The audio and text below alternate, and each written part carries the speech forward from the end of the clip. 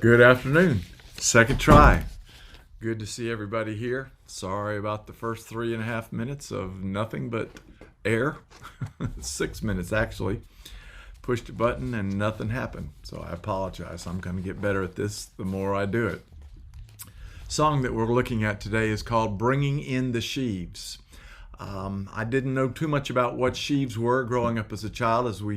As I used to sing this song, I had to see pictures of what wheat looked like when it was harvested. Years ago, a farmer would take a scythe, and it's a special long cutting knife on a handle, and he would cut down the standing stalks of wheat, tie them up, and wait for that to dry. They'd stack it up. Actually, a couple years ago here in Randolph County, I was driving down the highways and saw wheat growing in our fields, and it was quite a sight to see it in person that I'd never seen it before. But this song talks about that, and it's not talking about the wheat especially, but using that as an illustration of harvesting souls, evangelism, doing what we can to share Jesus with people so that they might be a part of his kingdom. The author of the hymn, his name is Noel Shaw. He was born in Ross, Ohio, and grew up in Rushville, Indiana. As a young boy, unfortunately, at about age 12, his father died. And before his father died, he charged him to take care of his mother. And he gave him the admonition to prepare to meet God. Those are some pretty strong words for a 12-year-old boy. So Shaw, as a 12-year-old, did all that he could to take care of his family.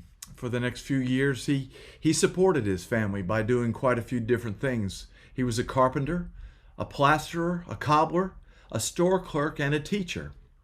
Quite a bright and talented adolescent to take care of his family and to do all those hard chores to provide for his mother and his younger siblings. His father also gave him a violin before he passed away, and Knowles became quite accomplished at playing it. In fact, in later years, he used that violin to play at parties and events and dances.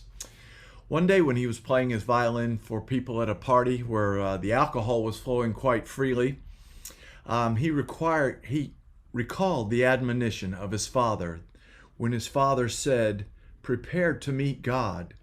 Well, he was just struck with that memory, and he left the stage with his head down and realized that he wasn't doing what his father had asked him to do.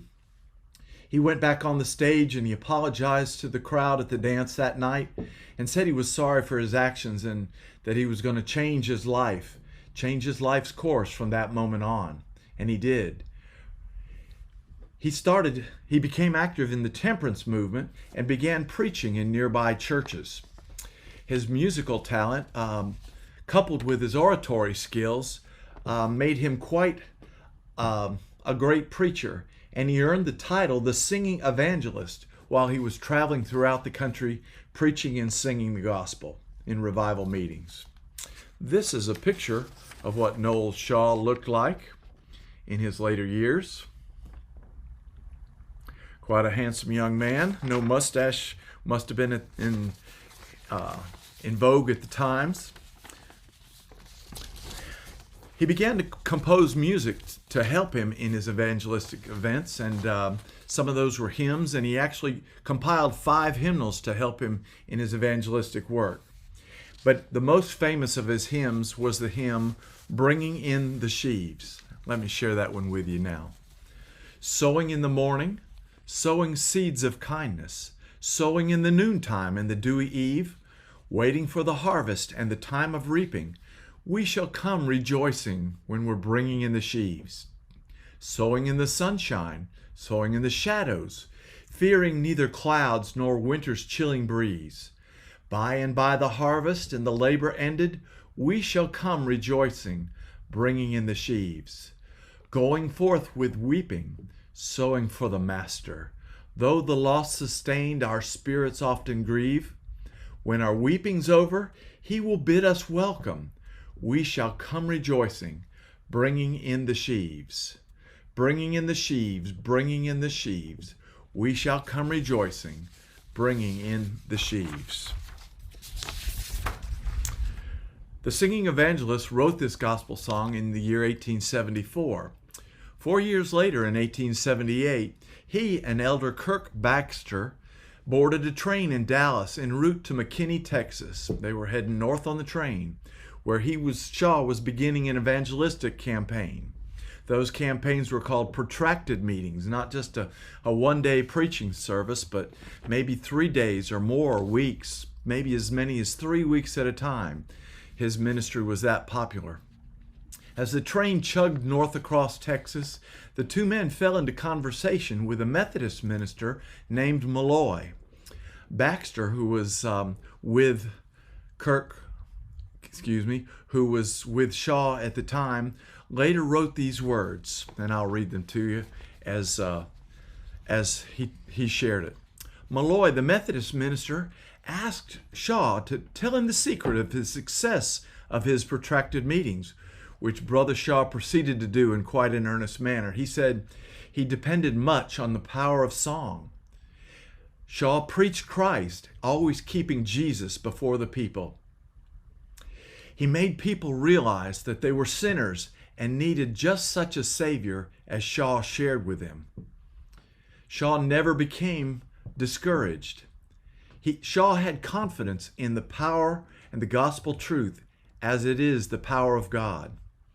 Shaw loved his work, and he became wholly absorbed in it.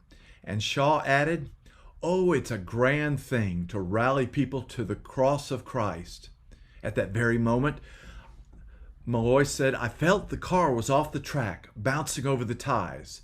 I saw Brother Shaw raise from his seat and realized at once the car was going over. All became dark as night. When I came to myself, the coach was going over. It was at the bottom of an embankment. I looked around, but all were gone. When I got out, I saw the passengers up above on the embankment, on the railroad track above me, and I made my way up to them. The first one I met up there was Malloy. I said, 'Have you seen Brother Shaw?' 'No,' he said. 'I fear he's under the wreck. But he saved my life by pushing me from the position I was in which he himself fell.' Baxter said, 'I waited to hear no more. I ran down to the wreck. I looked in, and I saw a man's hand pointing upward out of the water. It was Brother Shaw's hand. I called for help, and in about 15 minutes, his body was taken lifeless from the water.' Baxter said, 'I sent a telegram to Dallas telling the sad news. In short time, a deep gloom pervaded the whole city, as from house to house passed the sad words, 'Brother Shaw is dead. Brother Shaw is dead.' But his life proved his song. According to records found in Shaw's diary, Shaw recorded more than 11,400 conversions to Christ under his 19 years of preaching. He entered heaven rejoicing, bringing in the sheaves." Matthew 9, Jesus tells us these words, "But when Jesus saw the multitudes, he was moved with compassion for them, because they were distressed and scattered as a sheep without a shepherd. Then he said to his disciples, 'The harvest truly is plentiful, but the laborers are few. Pray ye to the Lord of the harvest, that he send forth laborers into his harvest.' Are we Christians leaving the sheaves in the field, or are we bringing them with us? Oh, it is a grand thing to rally people to the gospel of Christ."